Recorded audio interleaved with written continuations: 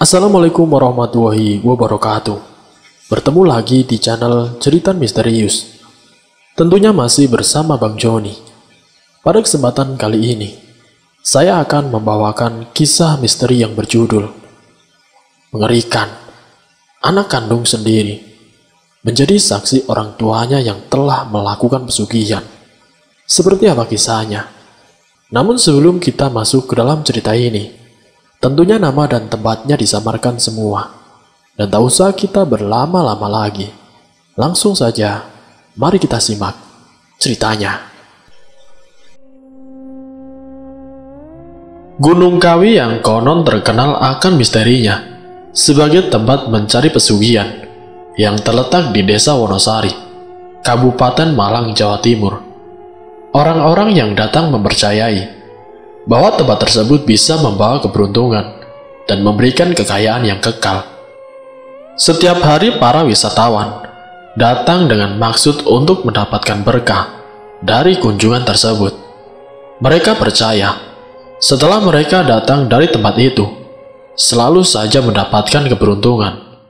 Tetapi banyak orang yang tidak menyadari atau mungkin mengabaikan bahwa di balik bergelimbangan harta itu terdapat kutukan yang sangat mengerikan yang mengikuti si pemuja sampai ketika saatnya tiba. Seperti yang dialami oleh Ina yang merupakan anak bungsu dari 3 bersaudara.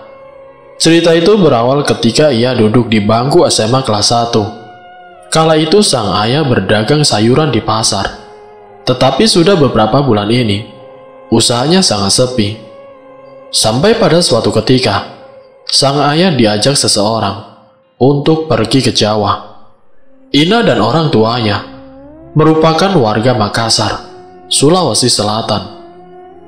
Singkat ceritanya, bapaknya pergi ke Jawa Timur bersama Pak Wondo menggunakan kapal laut karena masih di Sulawesi Selatan. Dan 2 minggu kemudian, bapak sudah kembali. Namun ada sesuatu yang menarik perhatiannya dari kepulangan bapak malam itu. Sebuah koper, tetapi bapak berpesan tidak boleh dibuka kecuali oleh bapak dan ibu. Dasar memang Ina anaknya bandel dan selalu ingin tahu, apalagi sesuatu yang dilarang semakin menambah rasa penasarannya. Saat itu yang ada di pikirannya adalah koper itu berisi makanan. Maka ketika bapak tengah tidur malam itu, koper itu pun Ina buka. Dan ternyata isi koper itu hanyalah dupa yang dibungkus kain putih, seperti kain kafan, dengan tulisan Jawa yang Ina tidak tahu artinya. Ketika itu Ina tidak tahu benda apa itu. Pikir Ina adalah kembang api. Tanpa merasa bersalah, Ina mengambil 1 batang. Ia bawa ke dapur dan ia nyalakan dengan korek. Ina keheranan. Berkali-kali dinyalakan tidak menyala. Hanya asap putih yang keluar dan menyebabkan aroma aneh yang asing baginya. Tiba-tiba Ina dikagetkan oleh teriakan bapak yang keluar dari kamar. Pasti gara-gara aroma wangi itu yang membuat bapak terbangun. "Siapa ini yang membongkar koper bapak?" kata bapakku. Kakakku yang saat itu lewat di depan bapak menjadi sasaran. "Ita, kamu yang membongkar koper bapak ya?" ujar si bapak. "Bukan aku, Pak. Pasti si Ina itu. Siapa lagi?" jawab kakakku. "Dasar anak setan." Bapak terdengar sangat marah. "Kamu itu, Ina, masih saja tidak berubah." Melihat gelagat yang kurang menguntungkan, Ina kabur ke rumah tantenya, yang rumahnya tidak jauh dari rumah mereka. Malam itu Ina tidak berani pulang, dan tidur di rumah tante. 2 hari kemudian, Ina melihat ada 1 ikat dupa digantung oleh bapak di atas pintu rumah. Ina keheranan, dan seperti biasanya, Ina selalu ingin tahu. Dan Ina bertanya kepada bapak, apa maksud dupa digantung di atas pintu? Tetapi lagi-lagi, bapak tidak mau menjawab. "Diam saja kamu. Anak kecil tidak tahu apa-apa, ujar si bapak. Kemudian singkat ceritanya, bapak memutuskan untuk pindah ke kota lain dan memulai usaha baru di sana. Sepeda motor satu-satunya beserta semua perhiasan ibu dijual sebagai modal untuk membuka usaha baru. Saat itu hanya bapak dan ibu yang berangkat duluan, karena Ina sebentar lagi mau kenaikan kelas dan kakaknya akan masuk kuliah di Makassar. Di tengah perjalanan, ada kejadian tragis yang hampir merenggut nyawa kedua orang tua Ina. Bus yang ditumpangi mereka kecelakaan masuk ke jurang. Namun alhamdulillah, orang tuanya Ina selamat dari kecelakaan itu. Tetapi terpaksa, niat mereka pindah ke kota yang baru tertunda sampai bapak dan ibu sembuh. Sekitar 2 atau 3 bulan kemudian, akhirnya mereka pun pindah ke suatu daerah di Kabupaten Maros yang berjarak sekitar 1 hari perjalanan ke rumah. Ina ikut pindah sekolah, mengikuti bapak dan ibunya, sementara Kak Ita sudah mulai kuliah di Makassar. Di tempat yang baru, waktu itu masih merupakan daerah bukaan transmigrasi baru. Bapak dan ibu membuka toko sembako dan kelontong. Pembelinya pun lumayan ramai. Besoknya bapak atau ibu selalu membakar 1 batang dupa di pojok dekat pintu toko. Pada suatu malam, Ina bermimpi. Saat itu Ina mengingat itu adalah malam bulan purnama. Anehnya Ina bermimpi ia kejatuhan bulan. Bulan yang sangat besar dan berwarna merah jatuh di balik punggungnya dan ditangkap dengan tangannya. Kemudian bulan itu diberikan kepada bapak dan ibu. Saat itu Ina terjaga, dan ia menceritakan mimpi itu kepada ibu dan bapak. Wajah mereka tampak berseri. Kemudian ibu berkata pada Ina, "Kamu jangan ceritakan mimpimu itu ke siapapun. Insya Allah itu tanda kita mendapatkan rezeki," kata sang ibu. Ina tidak paham dengan apa yang dikatakan ibunya. Tetapi faktanya sejak mimpi itu, memang toko mereka semakin ramai dan berkembang dengan pesat. Sampai akhirnya, bapak mampu membeli lahan baru yang lebih luas dan dibangun gedung 2 lantai yang cukup megah. Masih ada lahan kosong di sebelah rumah yang juga milik bapak, yang luasnya hampir 11 gedung 2 lantai itu. Lantai satunya terbagi menjadi 6 petak, yang masing-masing petak memiliki ukuran yang cukup megah. Semua petak digunakan sebagai tempat usaha, tetapi orang tuanya Ina sudah tidak membuka toko sembako dan juga kelontongnya. Alasannya karena saat itu, bapak membuka bengkel dan toko onderdil motor yang mendapati 2 petak paling ujung. Kemudian 2 petak untuk usaha rumah makan, dan sisanya untuk penginapan. Sementara itu lantai 2 digunakan sebagai tempat tinggal. Oh iya, semenjak kepergian bapak ke Jawa Timur tempo lalu, setiap 6 bulan sekali, bapak ditemani ibu saat ke Jawa Timur. Saat itu Ina yang masih SMA, tidak tahu apa tujuan orang tuanya, selalu rutin pergi ke Jawa Timur. Tetapi bukan Ina namanya, kalau tidak cerewet, dan selalu ingin tahu maksud kepergian ibu dan bapak ke Jawa Timur. Ina pun sering merengek, ingin ikut diajak pergi, ingin merasakan naik kapal laut dan pesawat. Tetapi ibunya selalu mempunyai alasan untuk menjawabnya. Singkat cerita, setelah bertahun-tahun kemudian, ketika Ina sudah menikah, bisnis bapak dan ibunya tidak pernah sepi, selalu ramai oleh pengunjung. Ketika usaha yang dijalankan yaitu bengkel dan toko onderdil motor, rumah makan serta penginapan, selalu memenuhi pundi-pundi harta mereka. Jika pengunjung dan pembeli berkurang atau pendapatan menurun hari itu, maka besoknya pasti bapak atau ibunya akan membakar dupa. Kadang-kadang juga Ina yang disuruh membakar 1 batang dupa yang nantinya diletakkan di sudut samping pintu rolling door toko. Dan setelah meletakkan dupa, pengunjung dan pembeli akan penuh dan ramai kembali. Pokoknya kalau pengunjung berkurang, bakar saja dupa itu. Itu yang selalu dikatakan oleh bapak jika Ina banyak bertanya dan selalu ingin tahu alasan membakar dupa. Terus terang saja, kadang-kadang Ina merasa heran kenapa uang ibu dan bapak sangat banyak, seakan tidak ada habisnya. Ibu selalu memberikan apapun yang anak-anaknya mau. Mereka benar-benar hidup berkecukupan, bahkan berkelimangan harta. Ibu dan bapaknya yang selalu rutin pergi ke Jawa Timur setiap 6 bulan sekali. Mereka masih belum mau terbuka alasan mereka pergi ke Jawa Timur. Yang Ina ingat setiap kali mereka kembali dari Jawa Timur, mereka selalu membawa koper. Sejak awal mereka menempati rumah baru, Ina sering merasa seperti ada yang mengawasinya, terutama kalau Ina sedang berada di kamar mandi atau ketika hendak tidur di kamar. Ina memang tidak melihat siapa-siapa, tetapi Ina seperti biasa merasakan ada kehadiran sosok lain yang sedang mengawasinya. Apalagi Ina sering ditinggal sendirian di rumah.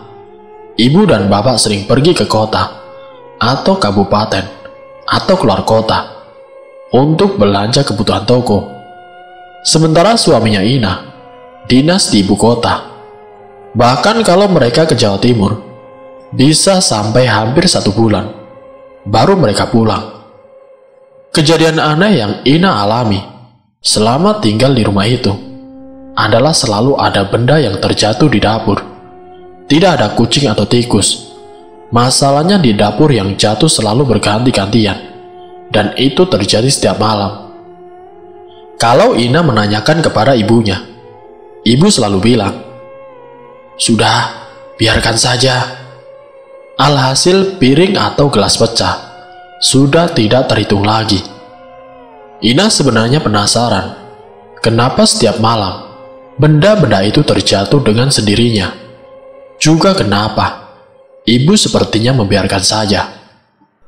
Pernah kejadian, suatu pagi ketika Ina sudah mau buka toko, tiba-tiba tempat dupa yang terdapat di sudut kanan toko, yang pada saat itu Ina berdiri di dekatnya, terjatuh dengan sendirinya, hingga akhirnya tumpah berserakan di lantai. Tempat dupa itu dipaku ke dinding setinggi 1,5 meter, dan tidak ada orang lain selain Ina. Kejadian lain yang tidak kalah aneh, yang mendirikan bulu kuduknya Ina, adalah setiap tengah malam, di dalam kamarnya, selalu terdengar seperti langkah orang berjalan di atas plafon. Bunyi ketukan-ketukan di plafon, yang terdengar setiap malam, jelas suara langkah kaki orang sedang berjalan. Awalnya jika mendengar suara itu, Ina langsung lari ke kamar ibu. Tetapi lagi-lagi, ibu selalu bilang, "Sudah, biarkan saja." Lama-kelamaan, Ina pun terbiasa dan tidak ambil pusing. Pernah suatu malam ketika suaminya pulang, Ina meminta suaminya mengecek atas plafon.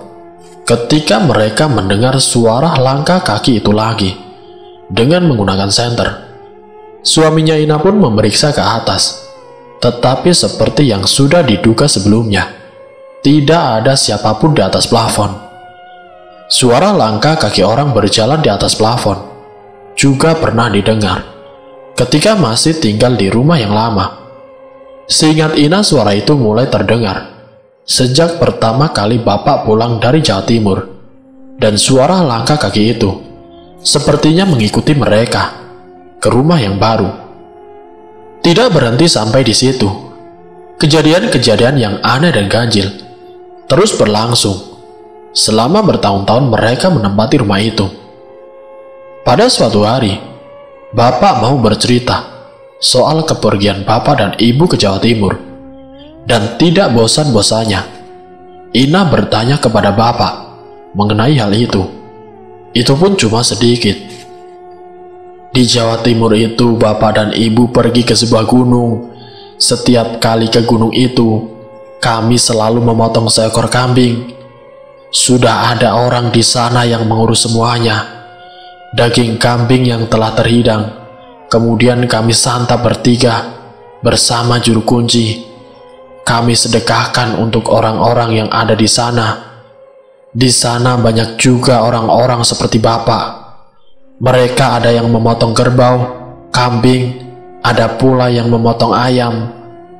Kata si bapak, memangnya untuk apa Bapak potong kambing di sana? Tanya Ina penasaran.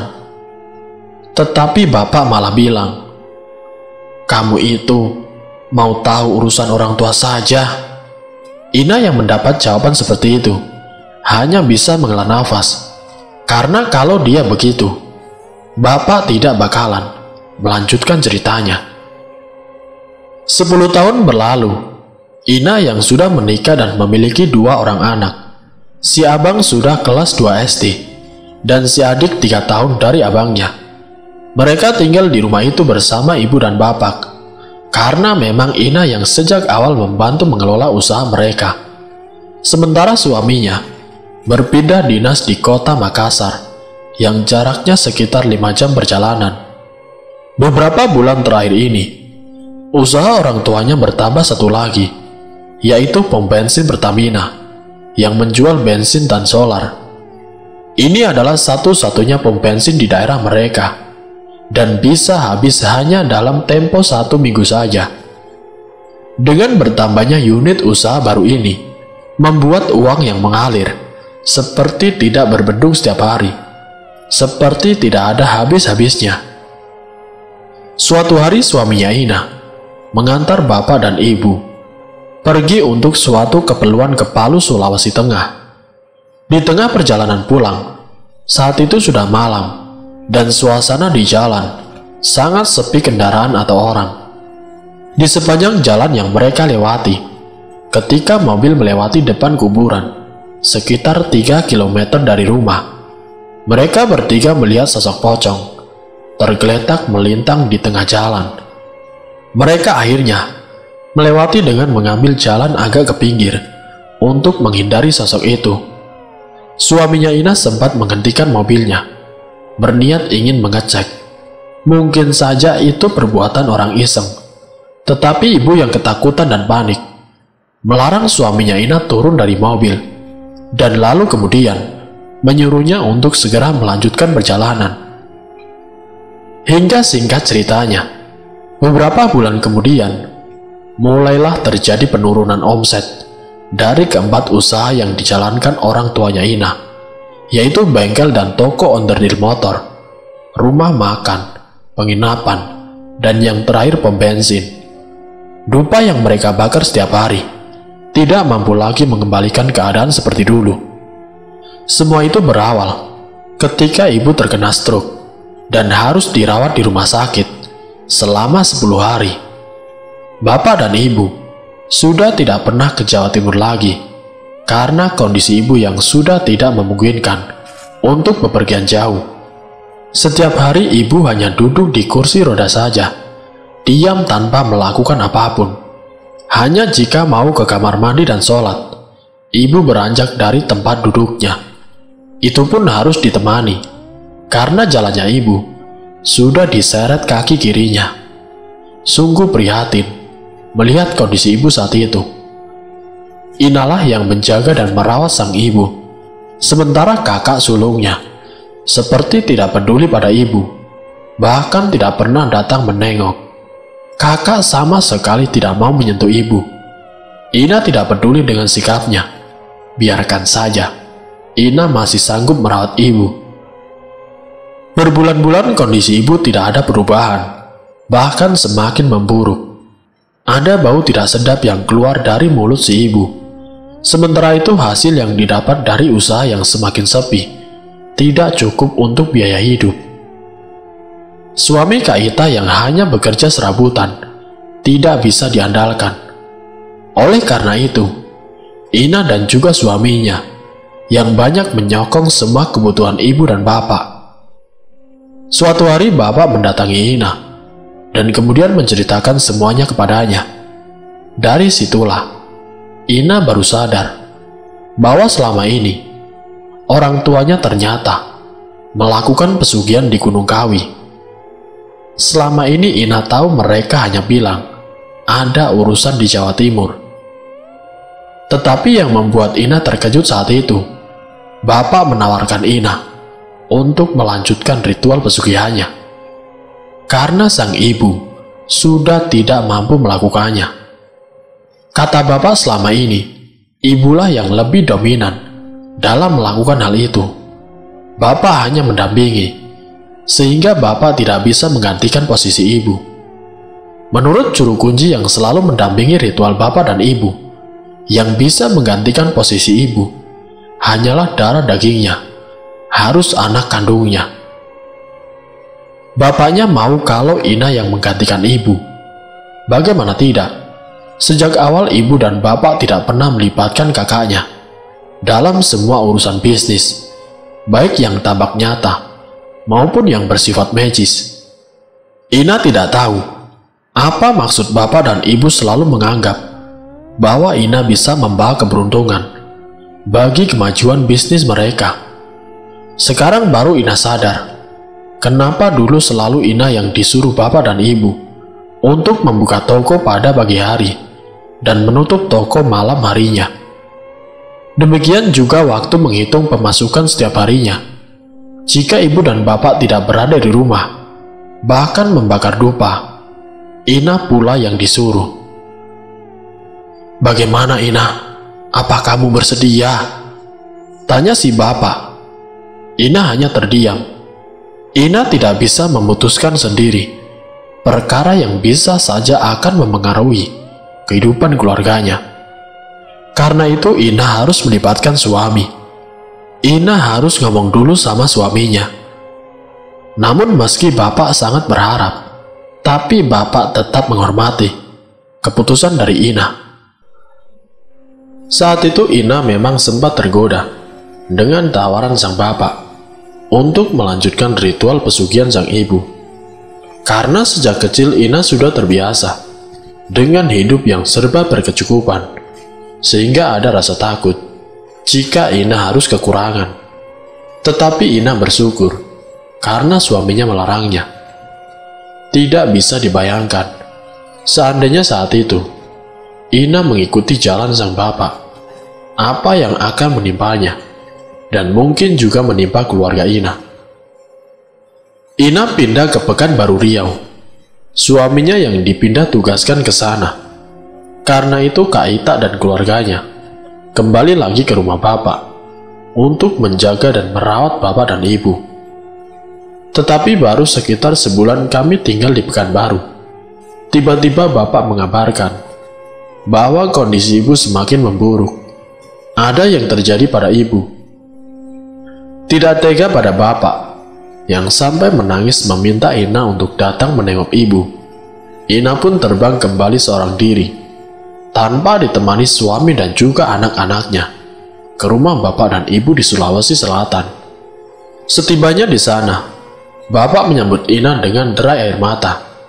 Hanya kata-kata yang terucap dari mulut bapak. Ina terkejut ketika melihat kondisi ibu yang sangat memprihatinkan. Ibu masih seperti yang terakhir kulihat, hanya duduk terdiam di kursi malasnya. Tetapi kondisinya jauh berbeda. Ibu kurus sekali, dengan pakaian yang sangat kumal dan kotor, serta bau busuk yang amat menyengat, seperti bau bangkai. Ina menangis melihat kondisi ibu, yang pada saat itu seperti tulang berbalut dengan kulit. Ibu mengenakan pakaian kotor, dekil, bahkan sobek di beberapa bagian, serta badan ibu seperti bau bangkai yang amat busuk. "Ibumu tidak mau memakai pakaian bersih. Semakin kotor dan bau pakaian itu, semakin ibumu suka," kata sang bapak. Dengan muka murung dan mata berlinang, ibu hanya mau memakai baju yang dulu biasa ibu pakai jika memasak di dapur. Ada 3 potong baju, dan ketika baju itu mau dicuci, anak-anaknya dilarang mencucinya. Entah apa alasannya, ibu tetap seperti biasa. Tetapi anehnya bau badan ibu tidak bisa hilang. Bau busuk yang menyengat masih tetap tercium, hingga Ina yang berdiri di sebelahnya saat itu merasa mual dan ingin muntah. Ina hanya bisa menangis. Respon ibu ketika diajak bicara sangat lambat, seperti orang linglung. Ibu sering lantur. Ditanya kemana, jawabnya kemana. Tingkahnya juga seperti anak kecil. Seperti buang air kecil dan buang air besar. Sudah di seberang tempat. Kita sering bertengkar dengan ibu, hanya karena tidak mau dipakaikan pampers.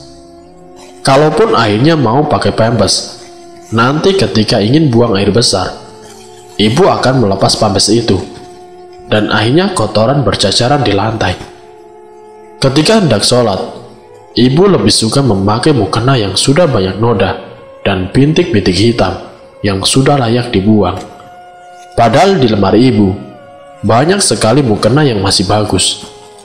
Bapak sering menangis. Mengingat dulu ketika masih sehat, ibu selalu memperhatikan penampilannya, yang membuat Ina tercekat. Ketika melihat ibu sedang sholat, ibu membelakangi kiblat. Lagi-lagi Ina hanya bisa menangis, melihat apa yang terjadi pada ibu. Bapak mulai sadar akan kesalahan dan dosa yang telah dilakukannya bersama ibu.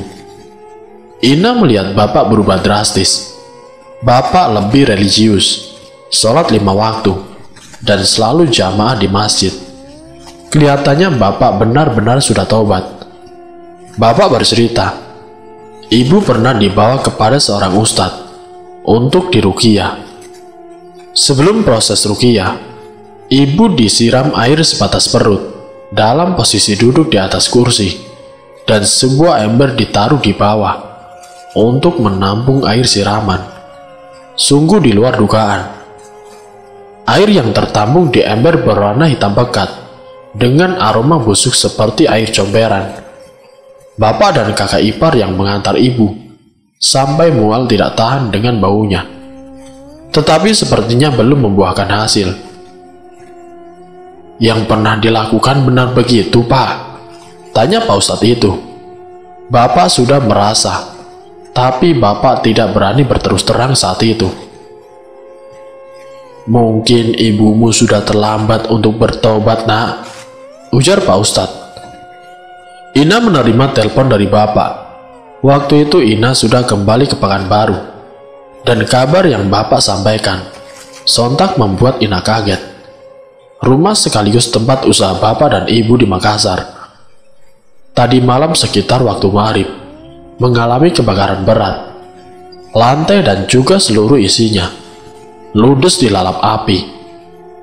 Namun alhamdulillah, tidak ada yang terluka dalam musibah itu.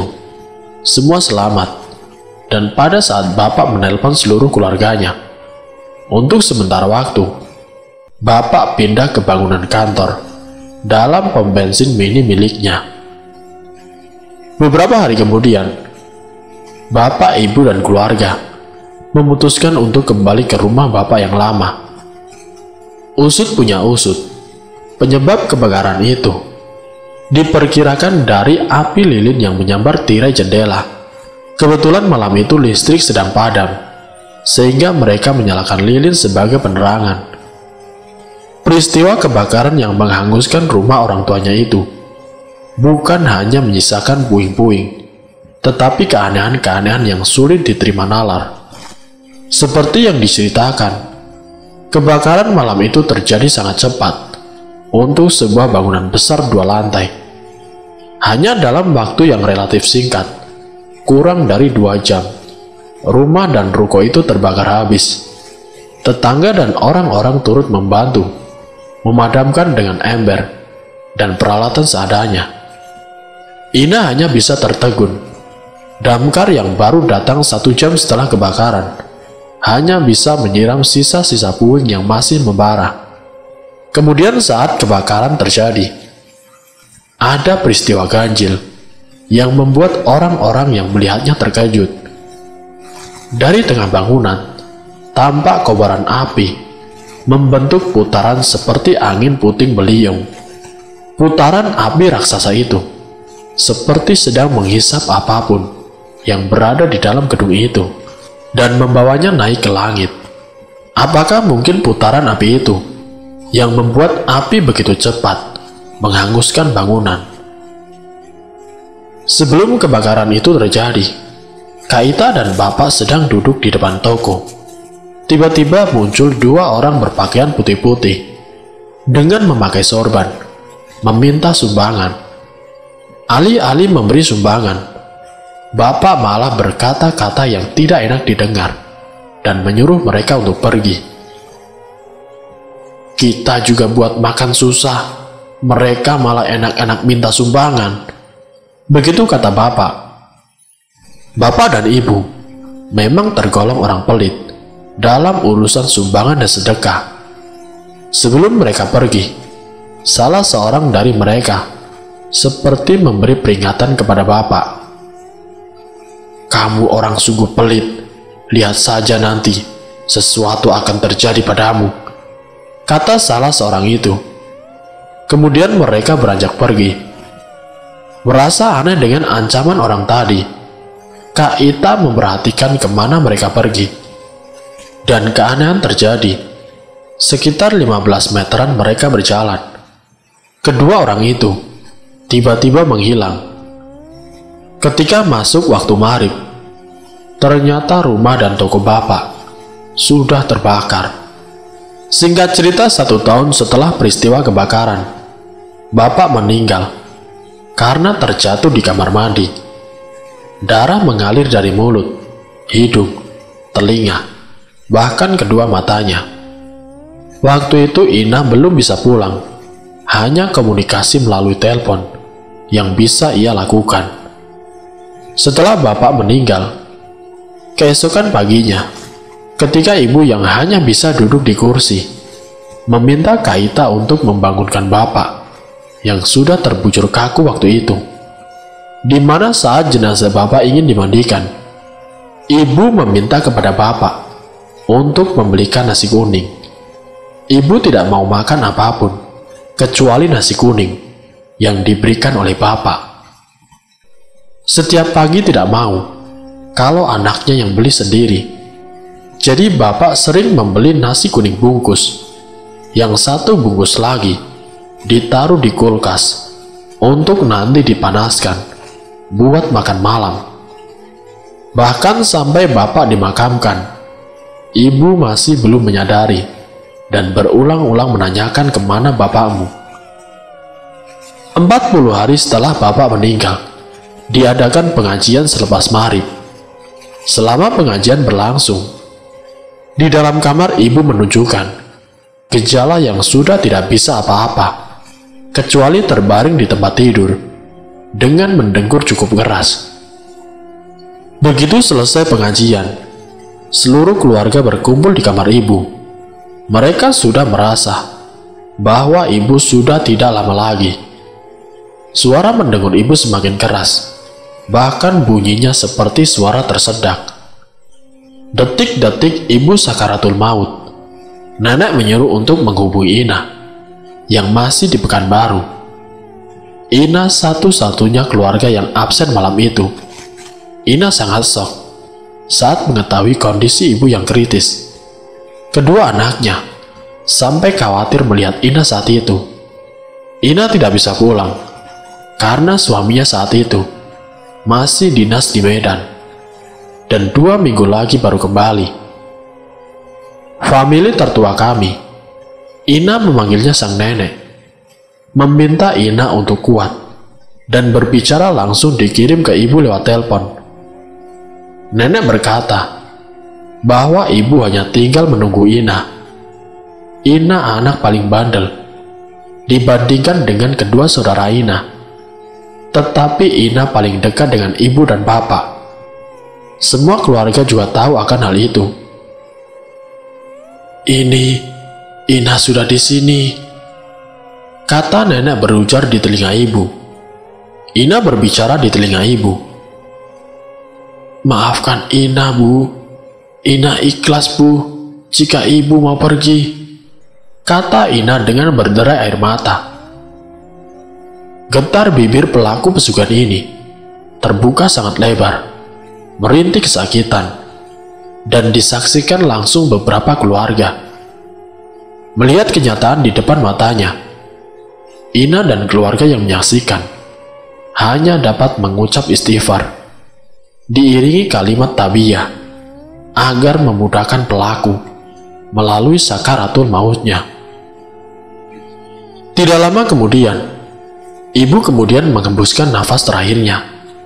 Yang Ina sesalkan adalah Ina tidak bisa berada di samping kedua orang tuanya untuk yang terakhir kalinya di saat kepergian mereka. Di sisi lain, mata ibu yang melotot berhasil dipejamkan dengan usapan tangan, tetapi tidak demikian dengan mulut ibu yang terbuka lebar, yang terpaksa harus diikat untuk membuat mulut ibu mengatup. Genap 40 hari setelah kepergian bapak, ibu akhirnya menyusul bapak menemui sang kholik. Beberapa minggu kemudian, Ina baru bisa pulang ke Sulawesi sendiri tanpa ditemani suami dan anaknya. Ina hanya bisa melihat pusara ibu dan bapak dengan berlinang air mata. Hanya doa yang bisa dipanjatkan untuk mereka berdua. Kesalahan apapun yang telah mereka lakukan di masa lalu, mereka tetaplah orang tuanya. Sementara harta benda yang orang tuanya miliki sekarang sudah hancur. Semua usahanya sudah bangkrut karena sudah tidak ada lagi yang melakukan ritual pesugihan itu. Semoga dari kisah ini kita dapat mengambil hikmah dan juga pelajarannya. Ingat, apapun bentuk pesugihan, pasti yang melakukan itu hidupnya bakal sengsara. Kekayaan hanya sementara, namun siksanya abadi. Wassalamualaikum warahmatullahi wabarakatuh.